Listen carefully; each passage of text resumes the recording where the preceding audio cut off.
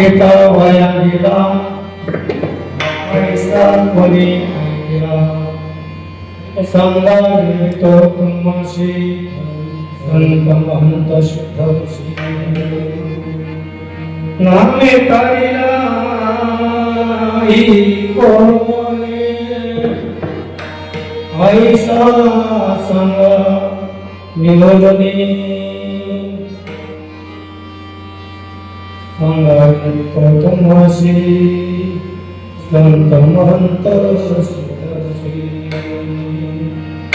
सलगीच्या उत्तरा तुका क्षमा कर सांगायला तुम्हाशी संत महंत शुद्धशी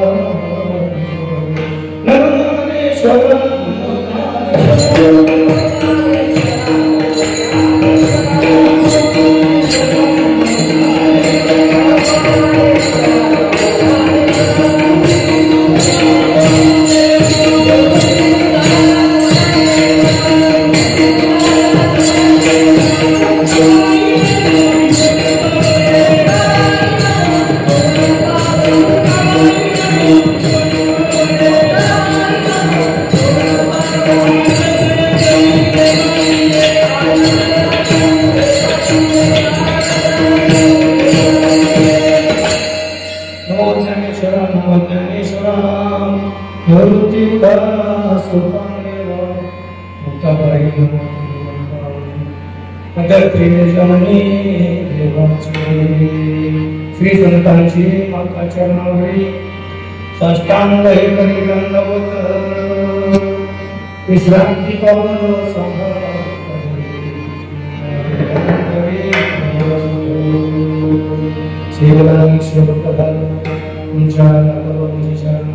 अहो स्वामी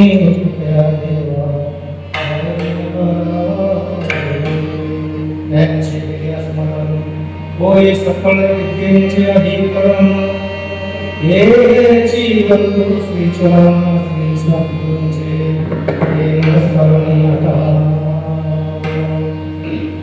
नाम घेता वया गेला ऐसा कोणी ऐकिला संगाने तो मासे संत मंत सुतरुची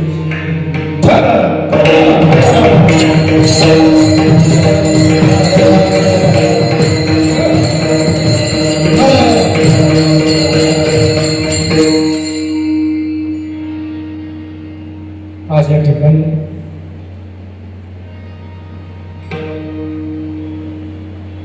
कार्यक्रमामध्ये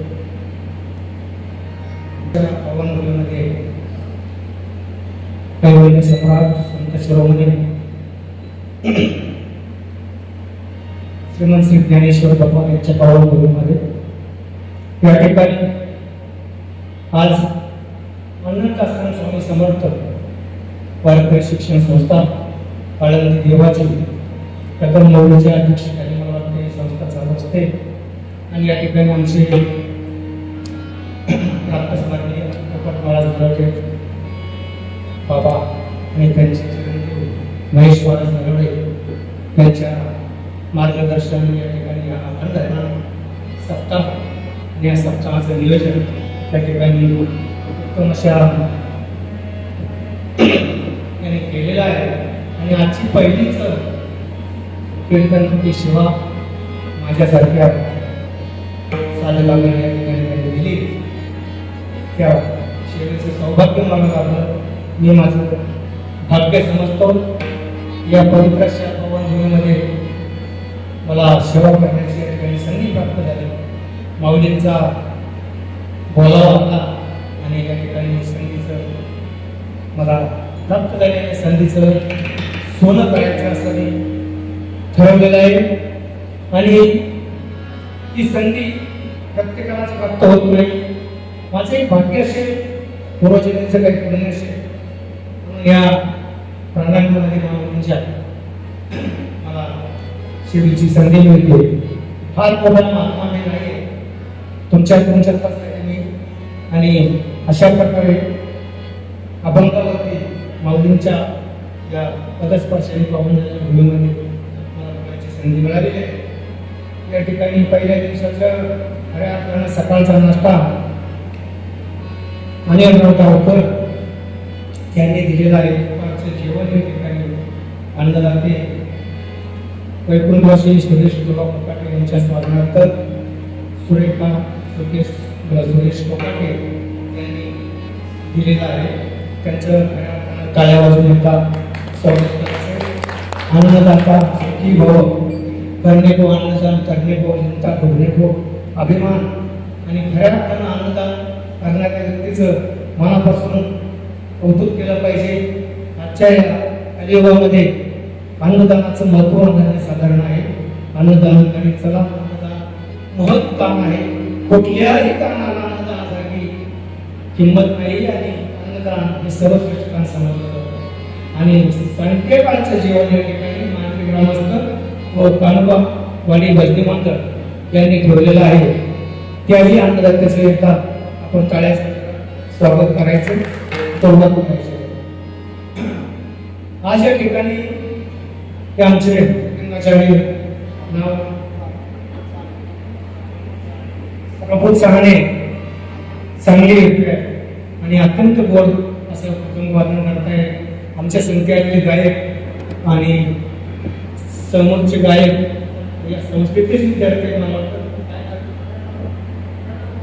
आणि आमचे सत्य आलेले या ठिकाणी अरुण महाराज, तसेच आमचे कैलास महाराज शिंदे हार्मोनियम वादक आणि आमचे गुरुवर्य त्या ठिकाणी गोरक्षनाथ महाराज बनकर आज आमच्या संगीत उपस्थित आहेत. तसेच आमचे परमार्थिक बंधू पोपटशेठ गवळी आमच्या संगती आलेले आहेत आणि या कार्यक्रमाचा श्रवणाचा लाभ त्यांना घ्यायचा आहे. त्यांनी मला फोन करून सांगितले की मी तुमच्या त्या ठिकाणी माऊली सुचवी सद्गुरुनाथांच्या कृपेने जे काही अभंगाच्या माध्यमातून बोलण्याचा प्रयत्न करणार आहे.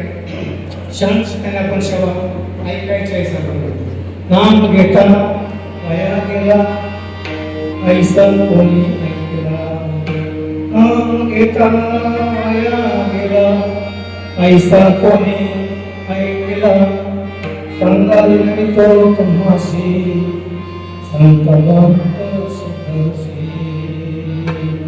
अभंग या ठिकाणी वैराग्याची महामारी आलं का लक्षात?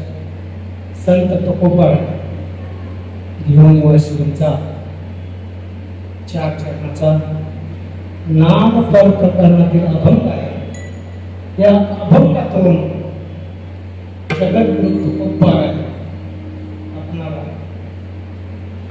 देवाच्या नामाचं महत्व विषय करतात. नवे नवे आपल्याला नामाचं या ठिकाणी महत्व पटवून देतात. आणि नाम काय आहे, नामाचा या ठिकाणी स्पष्ट असा उल्लेख करतात. नाम घेता वाया गेला. पहिलं नाम म्हणजे काय आणि नाम कोणाचं ओळ आहे, नाम कोण घेत, नाम कोणी घ्यायचं आणि किती घ्यायचं. तसं जर व्याकरणाच्या दृष्टिकोनातून बघितलं तर नाम हे पहिलं शिकवलं जातं व्याकरणामध्ये. नाम, सर्वनाम, आलं का लक्षात? अशा प्रकारचे 4 प्रकार नामाचे पडतात. ते नाम शिकवलं जातं. आणि आज जर बघितलं तर तुम्हाला आम्हाला नावच नव्हतं, नामच नव्हतं. उपस्थित बालिकाशी नाम दयापाशी देवी नामाशी हो दीप्तस्फुटदशे. अशा प्रकारे जन्माला आलेल्या बालकाला नाव नसतं. ते नाव आपल्याला ठेवावं लागतं. त्या नावाने त्याला हाक मारल्याच्या नंतर तो बालक त्या नावावरती ओ देत असतो. अशा प्रकारचं नावाचं महत्व या ठिकाणी निषेध केलेला आहे. तर नाम, देवाचं नाम, देवाचं नाव आणि देवाचं नाम, अशा प्रकारे 2 प्रकार नामाचे पडतात त्या ठिकाणी. नाम घेता वाया गेला. सर्वसाधारणपणे जर बघितलं आपण भक्ती करत असताना सर्वजण नामचं चिंतन करतात, नामस्मरण करतात. कोणाचं नामस्मरण करतो आपण? देवाचं नामस्मरण करतो, नाही का? देवाचं नामस्मरण करत असताना कोणी माळ जपतो, कोणी संख्येने करतो, कोणी 1000 करतो, कोण 2000 करतो, कोण 5000 करतो, कोण 4 माळा जपतो, 5 माळा जपतो, 10 माळा जपतो. याला नाम जपणे असं म्हणतात. नाम जपक त्याला म्हणतात. आणि नाम जपक आणि नाम धारक याच्यामधला फरक आहे बघा. जगद्गुरु तुकोबा नाम जप करणारे नव्हते. तुम्ही म्हणता असं काय म्हणतो? तुकोबाला हे नाम जप करणारे नव्हते. जो तुकोबाला नाम धारक, ज्यांनी नाम स्वतःच्या कंठामध्ये धारण केलं होतं. आणि त्या तुकोबा यांचं नाम जप एवढा होता की त्यांना त्या नाम जपाशिवाय राहतच नव्हते. असे तुकोबा स्वतः कोण होते? नामधारक होते. नामधारक, नॉट इन नाम जप. नाम जप करणारे आम्ही तुम्ही कोण? की आपलं खंडाखंडाने नाम आपण घेतो नाही का, वेळ मिळेल तसं आपण नाम जपलं नसतं. आणि कोणी 1 तास करतं, कोणी 2 तास करतं, कोण 2 माळा करतं, कोण 3 माळा करतं. अशा प्रकारचा नामजप आपला चालतो. अखंड ज्याला म्हणतात.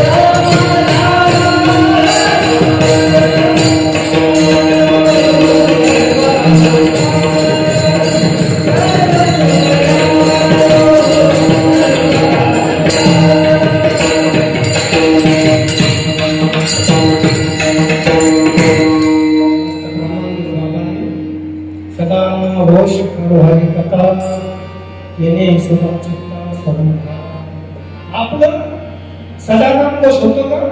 नाही. आपल्याला काय मिळेल, वेळ मिळेल तेव्हा आपण नामजप करतो. खंडाखंडाने नामजप करतो. आणि तसं पाहिलं तर आपलं खंडाखंडाने जो नामजप करतो, जगद्गुरु तुकोबा यांचा तसा विषय नव्हता. त्यांचा अखंड नामस्मरण चालू होतं. त्याच्यामध्ये खंड अशा नावाचा प्रकारच नव्हता. आणि म्हणून तुकोबाराय त्या ठिकाणी नामाचे काय होते? धारक होते, नामधारक होते. आणि तेच तुकोबाराय आपल्याला सांगतात की नाम जो घेतोय तो कुठं तुम्ही वाया गेलेला ऐकला असं तुकोबारायला सुचवायचे. नाम घेता वाया गेला ऐसा कोणी ऐकला.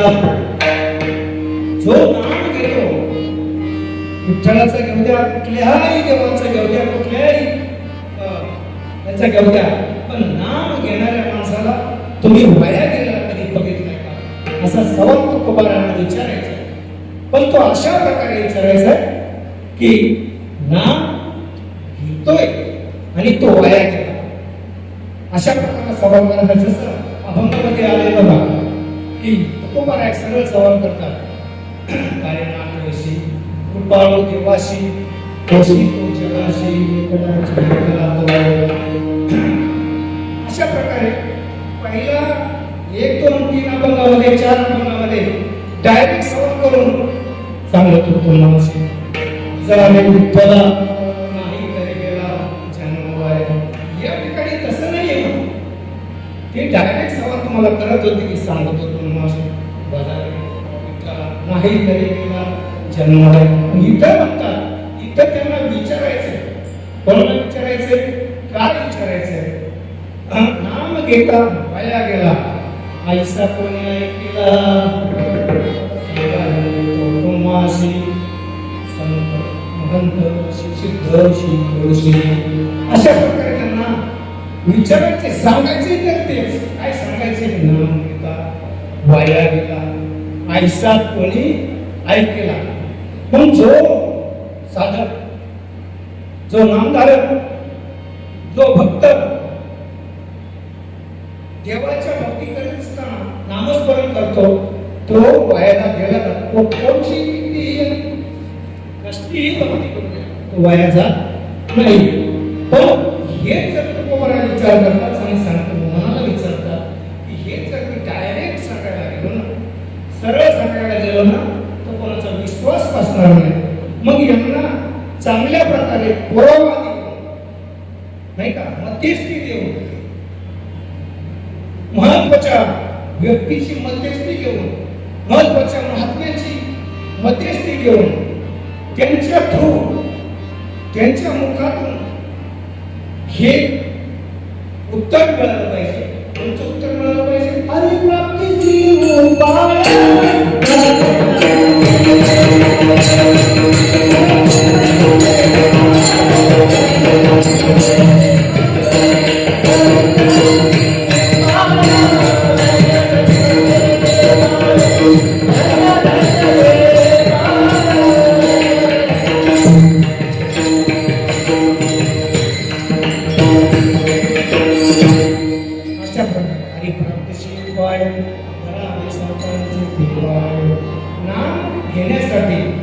नाम आणि नाव याच्यामधला फरक अजून तुम्हाला निषेध करायचा.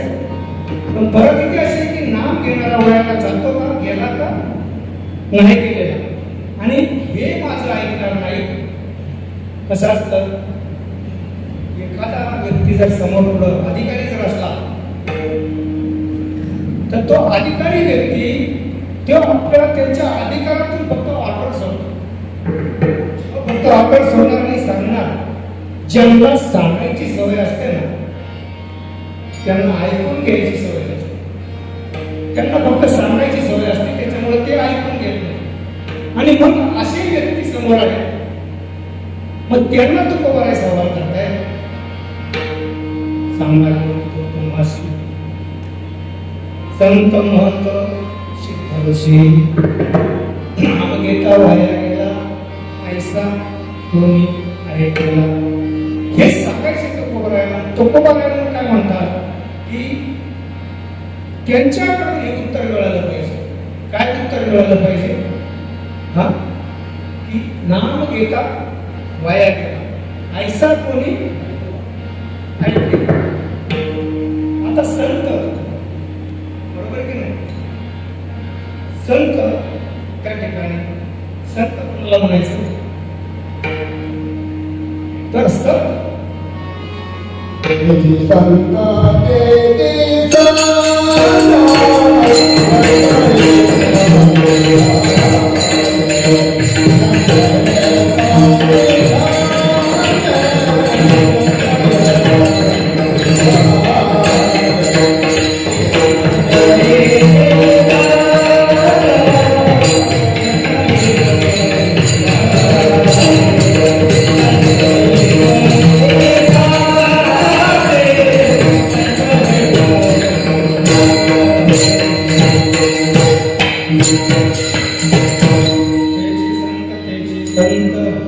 त्यांचा हेत भेटले देवते संत देवते संत निमित्त त्याला तेव्हा संत कोणाला म्हणायचं, संत नव्हे देवच आहे, देव नव्हे संतच आहे.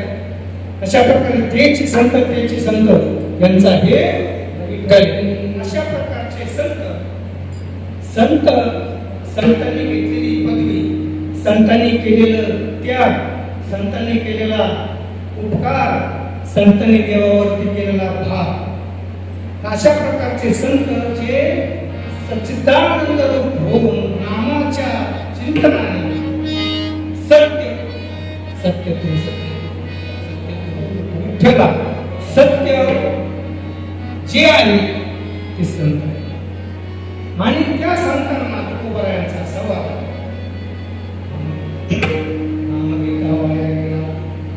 ऐसा कोणी नाही संत. आता पुढं महंत, महंत कोणाला, महंत कोण आहे, जर पाहिलं तर महंत ही पदवी आहे. महंत ही एक पदवी आहे. कशी पदवी आहे, महंत संत सांगितले. आता महंत, महंत त्यांना म्हणायचं की ज्यांचे हजारो शिष्य, हजारो शिष्य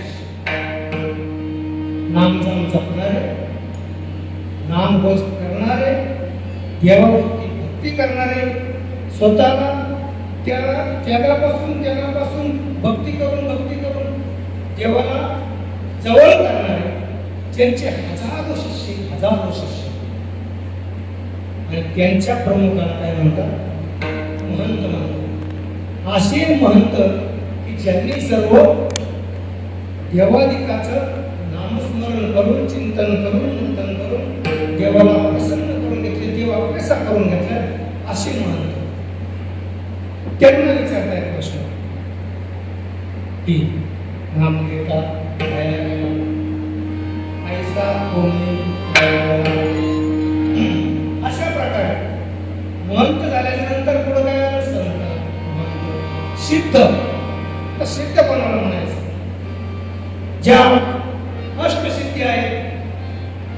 आज जर जगात जर बघितल्या तर कितीतरी प्रकारच्या सिद्धी आहेत.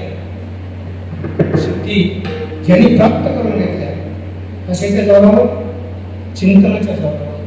अशा प्रकारच्या सिद्धी प्राप्त करून घेतल्या की मनाला आलं तर तो काही करू शकतो, लहान होऊ शकतो, मोठा होऊ शकतो.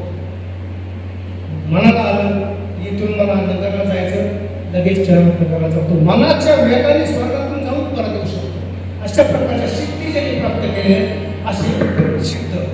आणि त्या सिद्धांना तुकोबरायांचा सवाल ऐसा कोणी ऐकला. आता संत, महंत, सिद्ध आणि ऋषी. ऋषी कोणाला म्हणायचं, कोण एक ऋषी, कपडे घातले, दाढी ओढवली, नाही का, खडाव पायात घातल्या, मंडळ घेतला, फिरत बसला, त्याला म्हणते ऋषी. पोटासाठी संत झाले कवित, अशा पाप त्यांना नाही म्हणता यायचं. दाढी असते, भव्य कपडे ते असतात, पण ज्यांनी त्या ठिकाणी शरीराला त्रास देऊन त्या ठिकाणी शरीराचा वनवास करून 12 वर्ष तप केले, एका पायाच्या अंगुष्ठावरती उभं राहून ज्यांनी तपश्चर्या केली, 2-2, 3-3 तप ज्यांचे गेले, त्यांना देव प्राप्तीसाठी त्यांनी अख्खं शरीर जिजवलं, घर 25 वर्ष. अशा प्रकारचे ते ऋषी. त्या ऋषींना तुकोबरायांनी प्रश्न केला,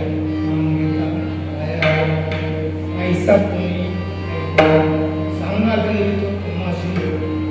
संत, महंत, सिद्ध, ऋषी. अशा प्रकारचा सवाल करत असताना त्या ठिकाणी तुकोबरायांनी बघितलं की नाम जप करत असताना जी भूमिका बजवावी लागते, तुकोबरायांची जर पाहिली तर ती नामधारक कशी होते. तुकोबरायांची स्थिती जर बघितली, तुकोबरायांच्या वाचेतूनच नुसतं नामस्मरण निघत नव्हतं, तुकोबरायांच्या अख्ख्या शरीराच्या रोमारोमातून परमेश्वराचं नामचिंतन चालायचं. परमेश्वराचं एवढं नामचिंतन चालायचं, दिवसात चालायचं, पण रात्री झोपल्याच्या नंतर सुद्धा त्यांच्या रोमारोमातून नामचिंतन चालू असायचं.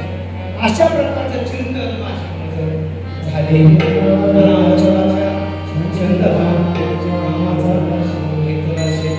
अशा प्रकारे माझी वाचा माझं ऐकतच नाही. आणि खरंच तुकाराम महाराजांच्या वाचेला ते चढ लागला.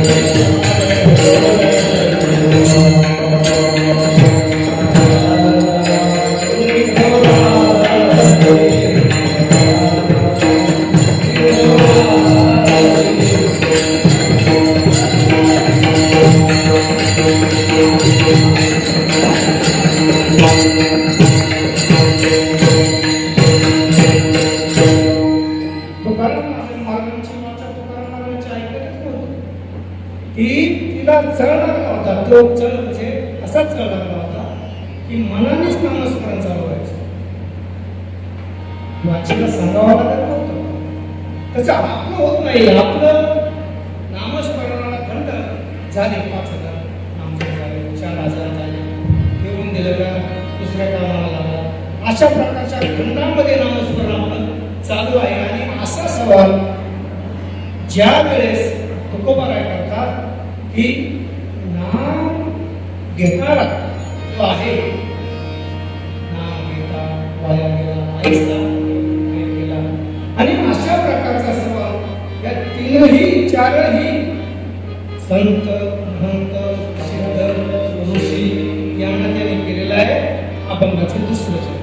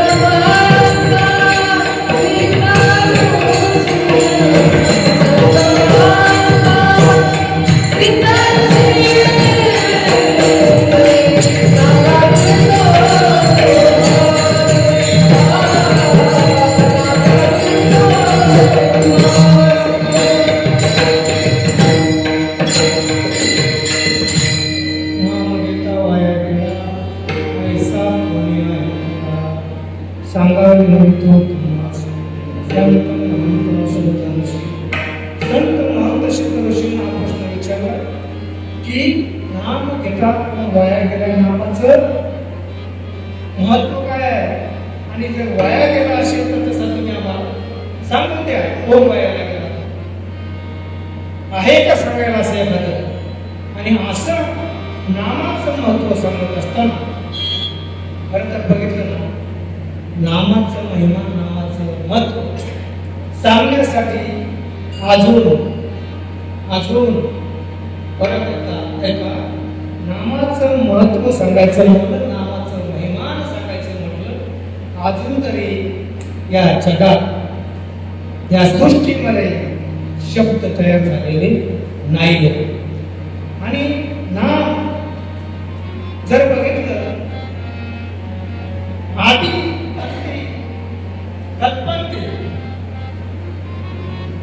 अशा प्रकारचं नाम आहे. आणि परमेश्वराचं नाम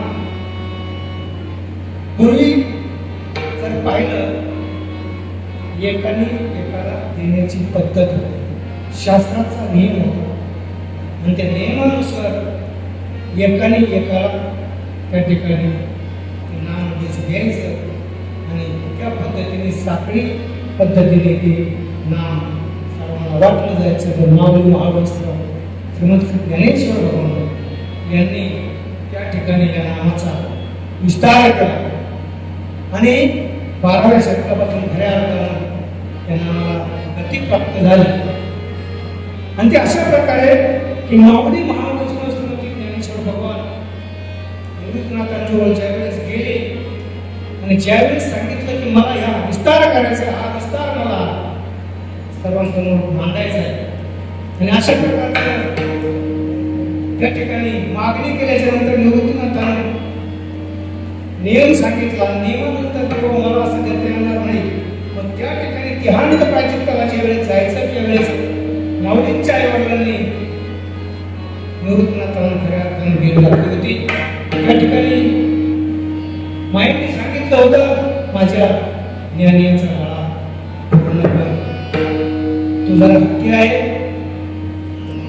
की मागे त्याला ते आणि त्याच्यानंतर खऱ्या अर्थाने माऊलींची आई निवृत्तीनाथ त्या ठिकाणी ज्ञानाचा गळा पूर्ण करण्यासाठी बसलेले असताना माऊलींनी त्या ठिकाणी निवृत्तीनाथांना आईचं ध्यान करून दिलं आणि सांगितलं, दादा तुला खऱ्या अर्थाने सांगून गेलं, तू मला याची परवानगी दिली पाहिजे. आणि त्या अनुषंगाने निवृत्तीनाथाने खऱ्या अर्थानं माऊलींना ती परवानगी दिली. नाहीतर त्या अगोदर कसं होतं, गुरु सिद्धांचा मच्छिंद्र तयाचा मच्छिंद्राने बोध वृक्षाशी केला वृक्षवदा वैभवी हिनी प्रसादी विदातार ज्ञानदेव सारथी आणि हे नाम खऱ्या अर्थानं ज्या वेळेस पार्वतीला दिले गेलं, श्री शंकराने पार्वतीला दिलं, पार्वतीला देत असताना ती चोरून कोणी ऐकलं, कथाभाग सर्वांना श्रोत आहे. आणि तिथून पुढं खऱ्या अर्थानं हा विस्तार झाला.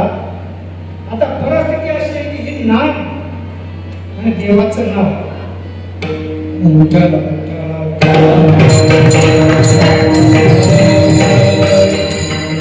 नावाने ज्ञान होईल.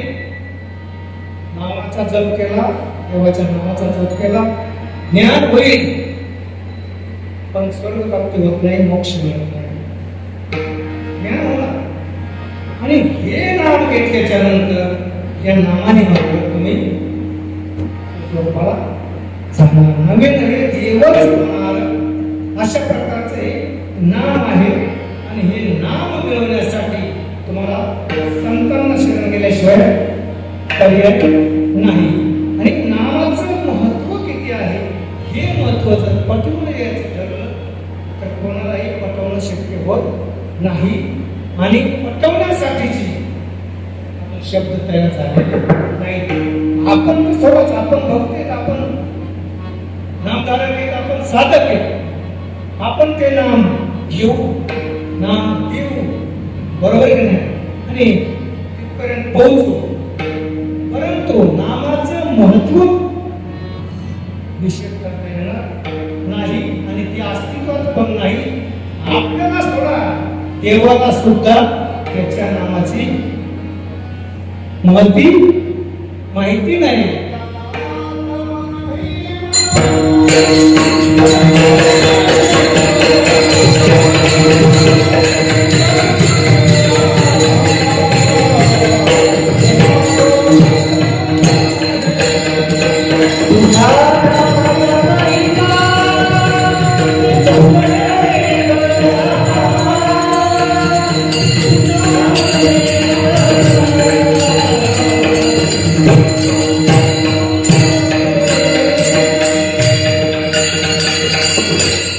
तुझ्या नामाचा महिमा पूजन अशा प्रकारचा तुझ्या नामाचा महिमा तुलाच कळून येत नाही. रामायणामध्ये ते दृष्टांत आलेलंच आहे. ज्या वेळेस महाभारतामध्ये युद्ध झालं, रामायणामध्ये झालं युद्ध झालं, रामाचं युद्ध झालं, ते सीतेला आणण्यासाठी जाण्यासाठी समुद्र आडवा जायचं कसं म्हटल्यानंतर त्या ठिकाणी समुद्र आडवा आल्याच्या नंतर प्रभू राम त्या ठिकाणी प्रदयामान झाले. प्रदयामान समुद्रावरती ज्या वेळेस बाण रोखला त्या टायमाला समुद्र शरण आल्यानंतर समुद्राने सांगितलं, मला बाण मारू नका, तुम्हाला दुसरा उपाय आहे, माझं खंडन करू नका. आणि अशा प्रकारचं सांगून त्या ठिकाणी सेतू बांधण्याची कल्पना पुराणांना दिली. आणि तशा प्रकारचा सेतू बांधण्याची तयारी. सेतू बांधत असताना रामाचं नाव दगडावरती लिहायचं आणि दगड सेतूला चिटकवून द्यायचा. सगळे दगड करायला लागले. जेवढी मार्गदर्शना होती तेवढी दगड घेऊन यायची. नगर चालवून त्या ठिकाणी नळ आणि नील नावाचे जे बाल्यर होते त्यांनी ते राम अशा प्रकारचं नाव घ्यायचं आणि त्या ठिकाणी शेतूला दगड चिटकवून द्यायचा आणि शेतूमध्ये ते दगड पाण्यावरती तळायचे. अशा प्रकारचं काम चालू असताना प्रभू रामचंद्रांनी ते बघितल्याच्या नंतर विचार केला की माझ्या नामाने ते दगड करतायत, माझं नाव लिहिल्यावरती दगड करतायत, आपण ती थोडीशी मदत करू पाहावी म्हणून प्रभूंनी त्या ठिकाणी दगड घेतला आणि पाण्यामध्ये टाकला. टाकल्याच्या नंतर पहिला तो दगड होता तो आता पटकनी बुडून गेला अशा प्रकारे आणि बुडून गेल्याच्या नंतर इकडे बघितलं, विचार केला की माझ्या नामाने दगड करतायत, मी टाकलेला दगड तर करतोय. समुद्र वेळा झालेला असतो, समुद्राला कळत नाही असा भास त्या ठिकाणी प्रभूंचा झाला. दुसरा दगड घेतला, तो टाकला, तो बुडाला. आता मात्र ते पानं बुडाले, काहीतरी भानगड आहे, या ठिकाणी दगड करत नाही म्हणून समुद्राकडं दिसत असेल म्हणजे कदाचित, आणि म्हणून त्या ठिकाणी दगड घेतला. दगड घेतल्याच्या नंतर जसं आपण मंत्र एखादा म्हणतो, प्रभू वंशातील दशरथ पुत्र प्रभू राम दगड टाकतोय, असं समुद्राला त्या ठिकाणी ध्यान करून दिलं कोणी, प्रभू रामाने ध्यान करून दगड टाकला. तोही बुडाल्याच्या नंतर विचार केला की 2-3 दगड आपण टाकली, कोणी आजूबाजूला कोणी पाहिले का म्हणून मागं बघितलं, पाठीमागं हनुमंतराचे त्या ठिकाणी हात सोडून उभे होते. त्या ठिकाणी प्रभूंनी विचारलं, अरे तू कधी आला? पहिला दगड टाकला तेव्हाच आला. अशा प्रकारचं त्या ठिकाणी हनुमंताने सांगितल्याच्या नंतर आणि मग रामाने विचार केला, असं विचारलं की माझं नाव टाकतंय ते दगड करतात त्या ठिकाणी आणि मी टाकलेला दगड करत नाही, काय वाटत? आणि मग तिथं हनुमंतरायाने सांगितलं की तुला अजून सुद्धा समजलेलं नाही, जी ताकद तुमच्या नामामध्ये आहे ती ताकद तुमच्यामध्ये नाही. त्याच्यामुळं नाम श्रेष्ठ आहे, देवाचं नाम श्रेष्ठ आहे, देव श्रेष्ठ आहे, देवाचं नाम श्रेष्ठ आहे. उत्तम सर्वाई वरिष्ठा, उत्तम सर्वाई वरिष्ठा.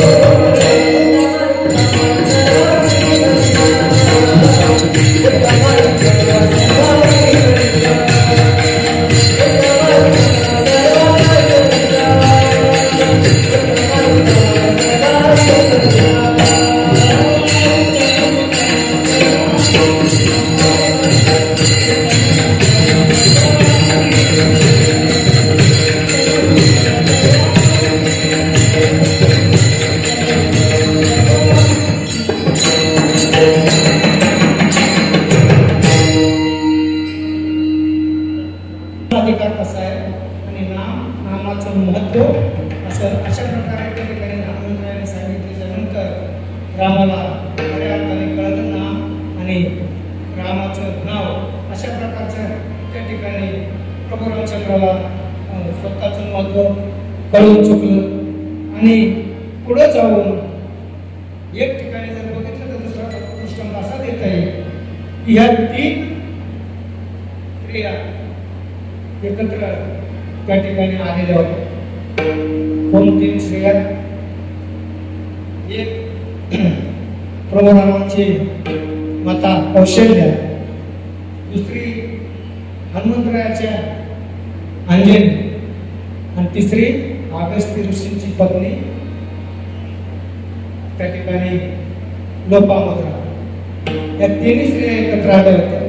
स्त्रिया एकत्र आल्याच्या नंतर गप्प बसत नाही, बरोबर की नाही? सेतू तयार झाला. सेतू तयार झाल्याच्या नंतर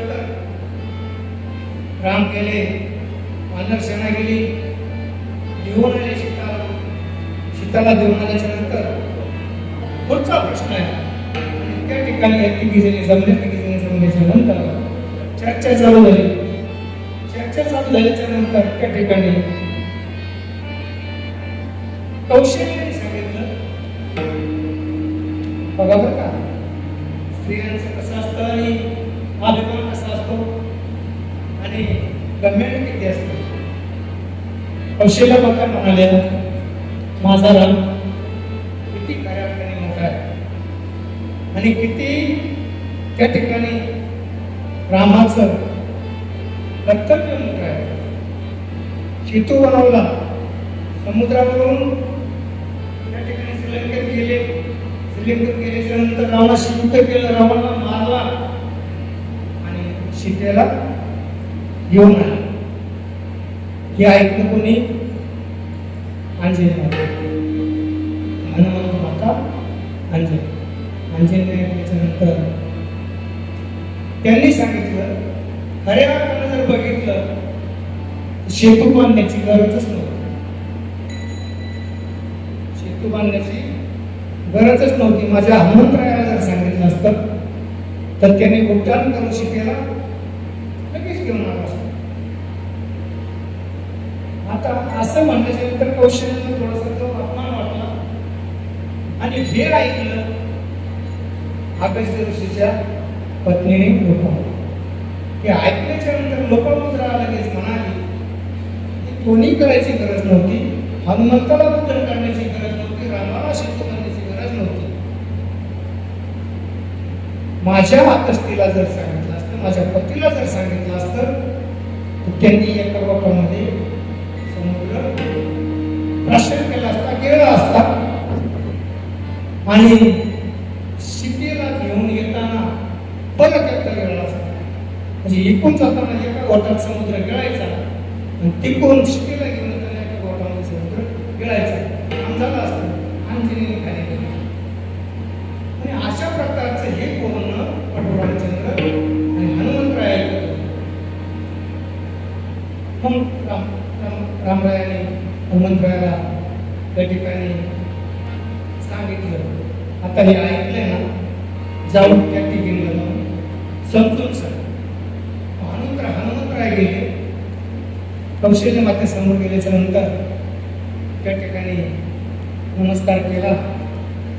नमस्कार केल्याच्या नंतर हनुमंतरायाने कौशल्य माते सांगितलं, माते रामाने सीता आणली नाही, राम कर्तव्य करत बसला नाही, रामाने सेतू बांधलेला नाही. खऱ्या अर्थानं सेतू रामाच्या नामानं तयार झाला. रामाचं त्याच्यामध्ये काहीही कर्तव्य नाही, रामाच्या नामाने सेतू तयार झाला.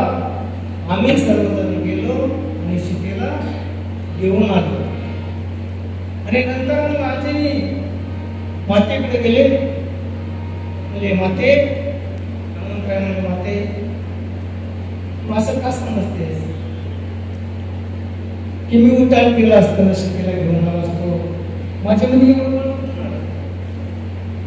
कसं बळ येणार माझ्यावर? काय गे, मी रामाचं नाम घेतलं आणि रामरायाचं नाम घेऊन उड्डाण केलं. माझ्यात शक्ती प्राप्त झाली आणि त्या शक्तीने मी लंकेपर्यंत गेलो. ही रामाची ताकद आहे, ही ताकद माझी नाही. आणि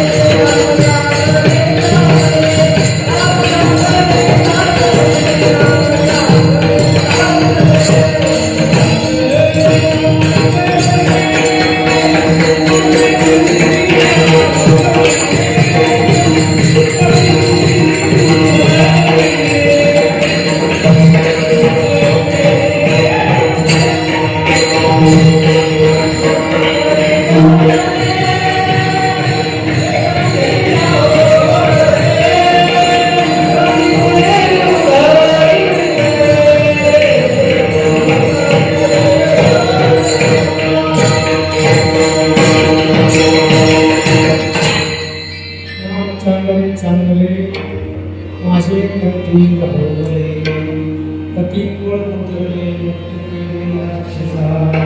हे माकडांचा उद्धार झाला, राक्षसांचा उद्धार झाला. नामाने किती तारले आणि नामाने किती जीव तरुण गेले.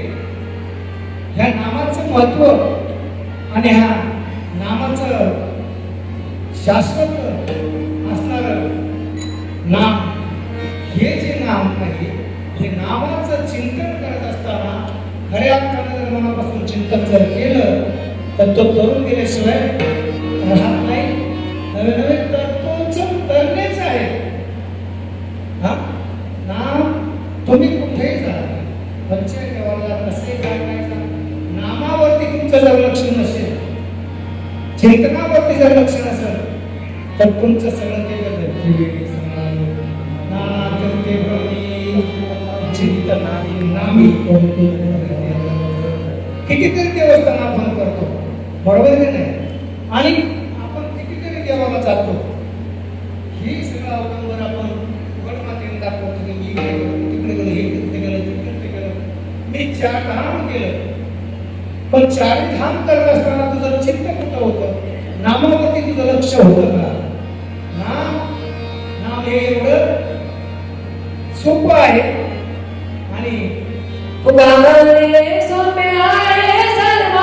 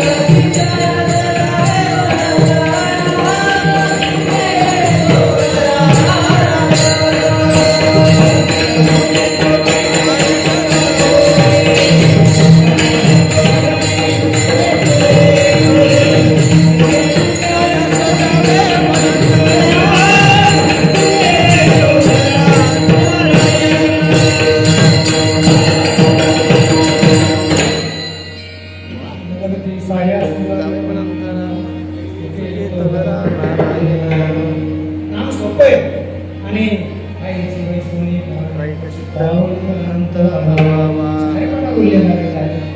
नाम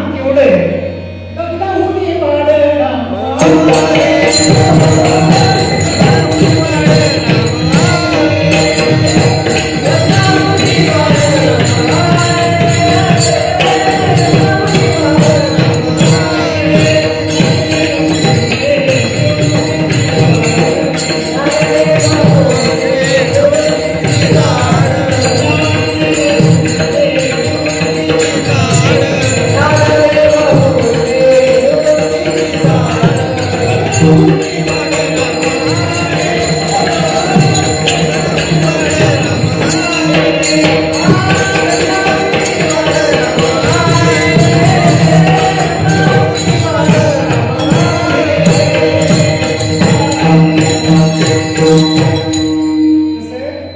नाम कसे केवढे लग्नावली वाढ नाम आहे. जर बघितलं तर पृथ्वी तलावरती जेवढा मोठा व्यास आहे ना त्याच्याही पेक्षा आकाशापेक्षाही मोठं नामाचं स्वरूप आहे. आपल्याला सोपं वाटतं ते नाम खऱ्या अर्थानं जर समजलं, खऱ्या अर्थानं जर त्याचा ध्यास घेतला, जर खऱ्या अर्थानं जर चिंतन केलं तर नामा एवढं सोपं, नामा एवढं मोठं, नामा एवढं तुमचं मानवी जन्म लागतच ना. मग मानवी जन्माला येऊन जर कळलं नाही की नाम काय आहे, मला शिकवूया जा शिकवणार. तुम्हाला जायचं कुठं, आले कुठून, कशासाठी आले, मानवी जन्माचं सार्थक करायचं आहे काय, आणि त्याच्यासाठी परमेश्वराचं नाम घ्यायचे म्हणजे कोणतं नाम घ्यायचं, नाम घेण्यासाठी कुठे जायचं.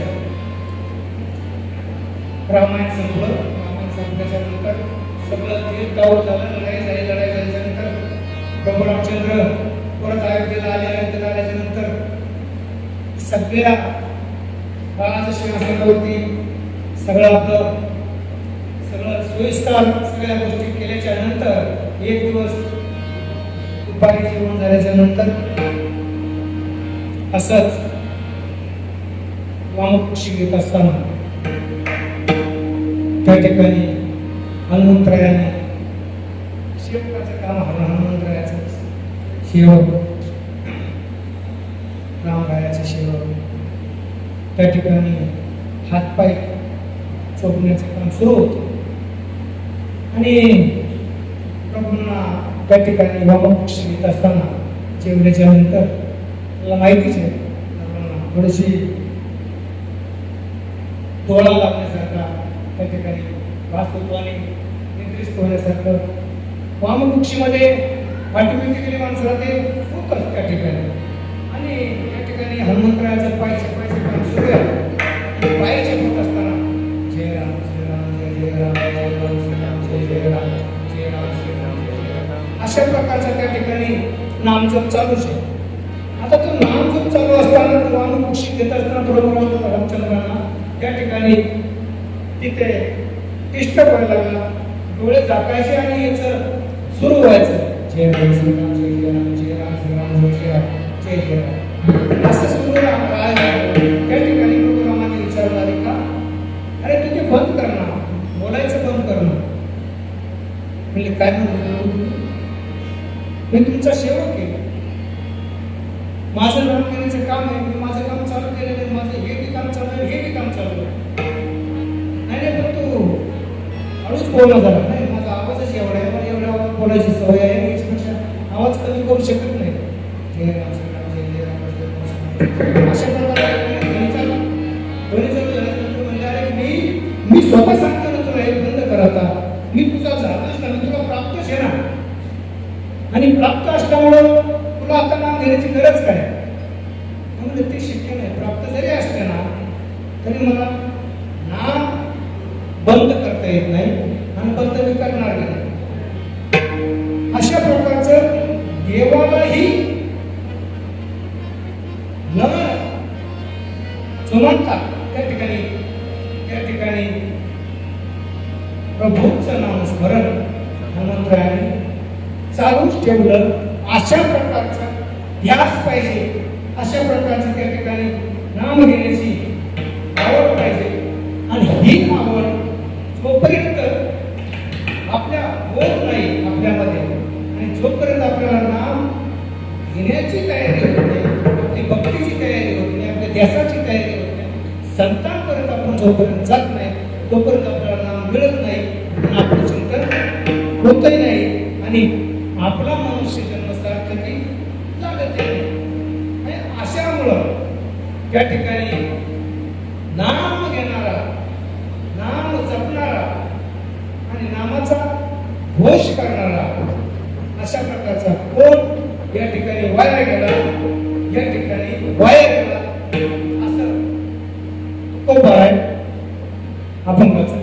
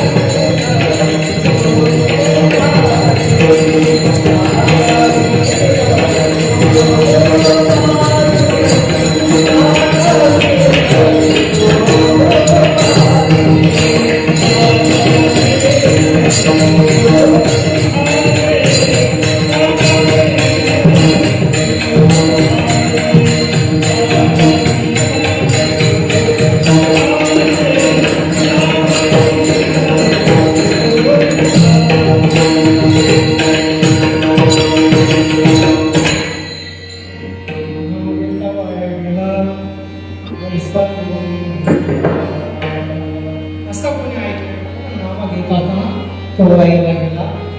आणि वायाला जर समजा नाही गेला, हा वायाला जर नाही गेला तर मग असा तुम्ही दाखवा मला. गेलेला जर असला तर दाखवा. आमच्या मताने जर गेलेला नाही आणि जाणारही नाही, नामधारक जो आहे खऱ्या अर्थाने आम्ही नामाचे प्रकार आणि सर्व विठ्ठलची प्रमाण त्या ठिकाणी आमचं कामच ते आम्ही नामाचे धारक नेनो प्रकार सर्व भावे एक विठ्ठलची अशा प्रकारे आम्हाला दुसरं काही माहित नाही. आम्ही नामाचे धारक आहोत. आम्ही नाम घोष करणार. सदा नाम घोष विठ्ठलाचे मंदिर याची काशी पुरी तीर्थक्षेत्र. अशा प्रकारे आम्हाला हरिदासाला फक्त नाम घ्यायचे, नामचिंतन करायचे आणि नामचिंतन करून खऱ्या अर्थानं जीवनाचं सार्थक करायचे, मोक्षापर्यंत जायचे आणि मनुष्य जीवनाची नौका आम्हाला तरुण या ठिकाणी घेऊन जायचे, भवसागरातून आम्हाला पुढे जायचे. अशा प्रकारचे मनुष्य जीवन तुम्हाला मला दिलं, बरोबर की नाही? आणि मग घ्या नाम धारकाच्या त्याच्यामध्ये कोण कसे आणि कधी तरुण गेले. अहो महापापी, महादुराचारी, महागौरवकारी, कोणत्याही जातीचा, कोणत्याही धर्माचा, कोणत्याही याचा ज्यांनी नाम घेतलंय तो तरुणच गेले. तरुण गेल्यावर त्याच्या जीवनाचं कल्याण झालं. कल्याण म्हणजे जीवनाचं म्हणजे परमार्थिक कल्याण झालं. तुम्हाला मला दिसलं नाही, दिसण्याची दृष्टी नाही, पण खऱ्या अर्थानं कल्याण झालं. नाम घोष किती करायचा? थोडा जरी नामघोष केला, नाम घेतलं आणि समुद्र समजा तो आपण का म्हणताय मध्ये गेल्याच्या नंतर पाण्याची खोली किती आहे, मध्ये गेल्याच्या नंतर पाण्याची खोली किती ही जरी सांगता येत नसली नामधारकाला सांगता येईलच, पण आपण तितक्या खोलात नामस्मरण केलेलं नाही तर तुकारामांसारखं तेवढं नामस्मरण आपल्याच्याने झालं नाही, तेवढं होणारही नाही, पण थोडं थोडं थोडं जर करत समुद्राच्या लाटा जसे येतात कडेला येऊन थांबतात, फिरत फिरत फिरत फिरत येतात, पण आपण नामस्मरण चालू झाल्याच्या नंतर आपल्याला स्नान करायला जाईपर्यंत पंढरीच्या पाण्यात तरी जायला भेटलं पाहिजे, तिथपर्यंत पाणी जरी आपल्याला कळलं तेवढं तरी नामघोष आपल्याच्याने झाला ना, तेवढं जरी नामचिंतन आपल्याच्याने झालं ना तरी भरपूर झालं, आपली वाट आपली आपल्याला साकारता आली पाहिजे. आणि म्हणून नामचिंतन महत्वाचं आहे, संत समागम महत्वाचं आहे, संतांच्या जवळ जाऊन संतांची ओळख करून घेऊन संतांना भेटून संतांकडून ते घेऊन त्याचा नाम जप करून खऱ्या अर्थानं जीवन जगता आलं पाहिजे आणि तिथपर्यंत पोहोचता आलं पाहिजे. आता नाम घेत असताना एकदा जरी नाम घेतलं एकदा तरी सुद्धा उद्धार झालेला आहे. आयुष्यामध्ये फक्त एकदा नाम घेतलेलं तरी सुद्धा उद्धार झालेला आहे. तुमच्या समोर तुम्हाला ज्ञात आहे सर्वांना ते कोण एकदा नाम घेतलं होतं, कोणी एकदा नाम घेतलं होतं, कोणी अशा वेळासारखा महान पापी किती पाप असेल, किती पाप असेल, आयुष्यभर केवळ पापच केलं, एवढं पाप केलं, एवढं पाप केलं की त्या पापाची परिसीमा नाही, गणित नाही, एवढं पाप केलं. 9 अपत्य झाले, सर्व इतिहास सांगत बसत नाही, 9 अपत्य झाले अशा वेळेला, आणि 10वं अपत्य झालं ते संतांच्या कृपेने. त्याचं नाव नारायण ठेवायला सांगितलं होतं, त्याचं नाव नारायण ठेवलं, आणि नारायण ठेवलं. त्या नारायणाचं मोलाचं नाव आता शेंगे फळ म्हणतो आपण, जे बारकं लेकरू जे असतं, छोटं लेकरू जे असतं, धाकटं जे असतं ते लाडकं असतं नाही का, ते लाडकं लेकरू त्या ठिकाणी सांगेल ते काम फॉलोअरचं ऐकायचं, आणि ते नारायण नारायण नारायण नारायण नावाचं दिवसाभरामधून बरेचशे वेळ नारायण नारायण नाव घ्यायचं. असं आजारी पडल्याच्या नंतर त्या ठिकाणी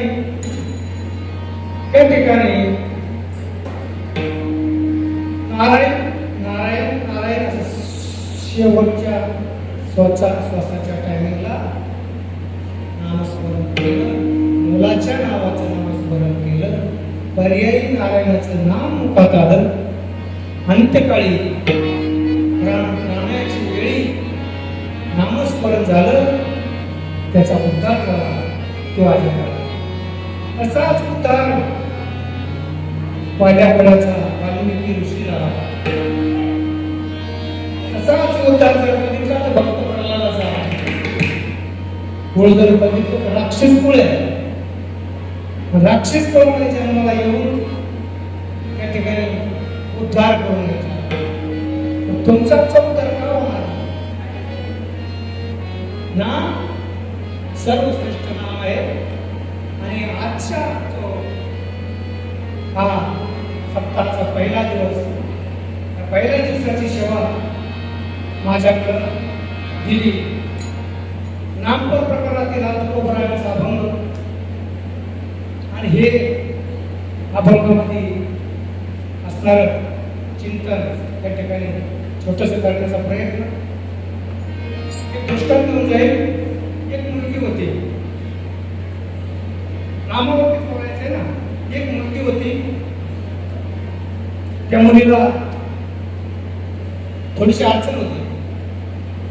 अडचण म्हणजे तिला सौभाग्यवती व्हायचं होतं. सौभाग्यवती व्हायचंय म्हणून तिचा त्रास होता. नुसतं सौभाग्यवती व्हायचं.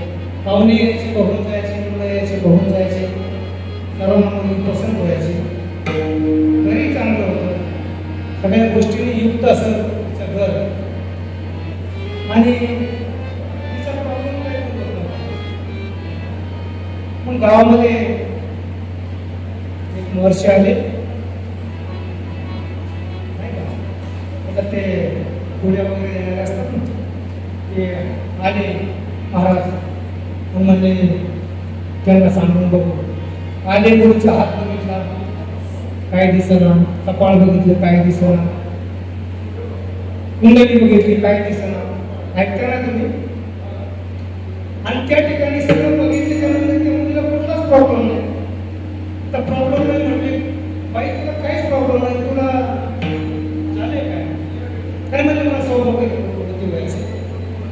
म्हणलं सगळे मुलगा पास करून लग्न करून टाकू ना, तेवढंच करून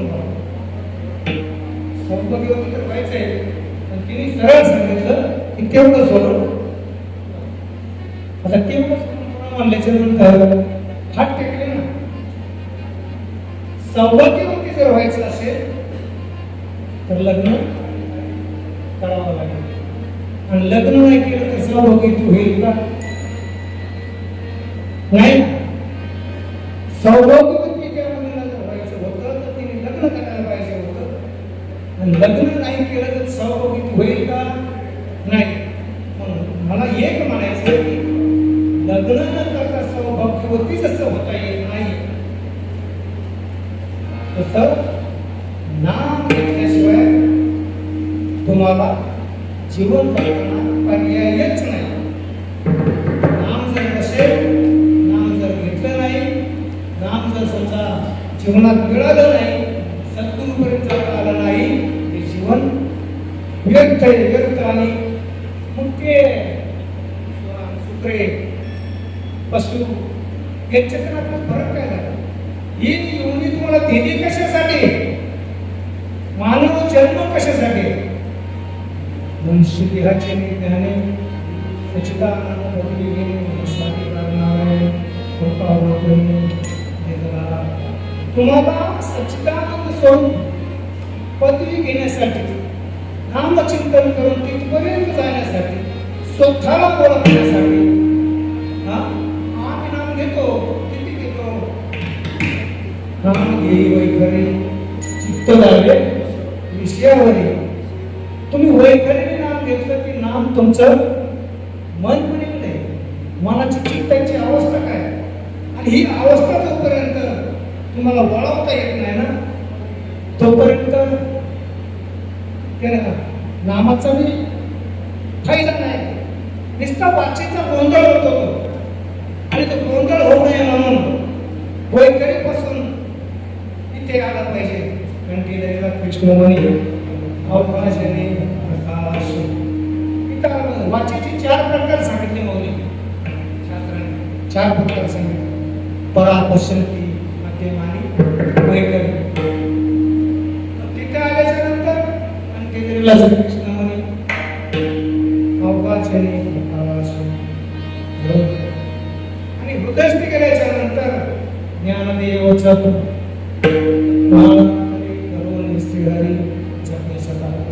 ज्ञानदेव मौन जपमानंतरी तरुणी स्त्रियाने.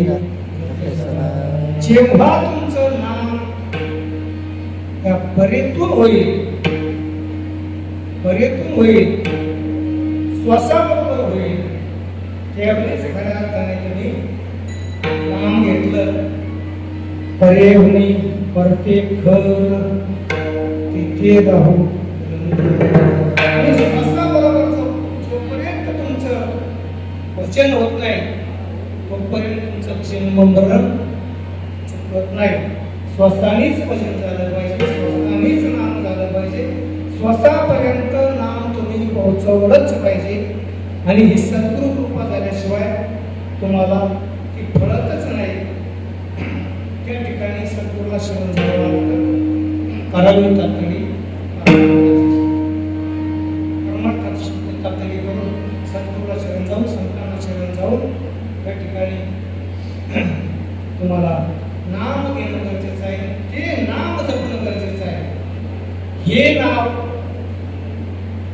राम सोपेरे रामकृष्ण गोविंद यांनी ज्ञान होईल.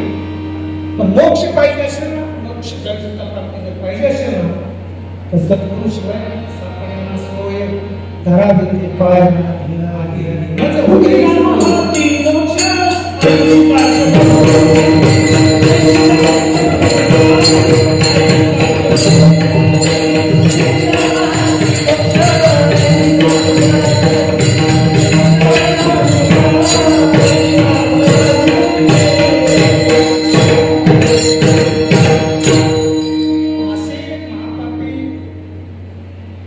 सुद्धा त्या ठिकाणी नामामधून तरुण गेले. ज्याने नाम घेतलं आणि नामातून तरुण गेले आणि त्या ठिकाणी परत तुकाराम महाराज म्हणतात, नामे करला नाही कोणी ऐसा देवा देवोनी.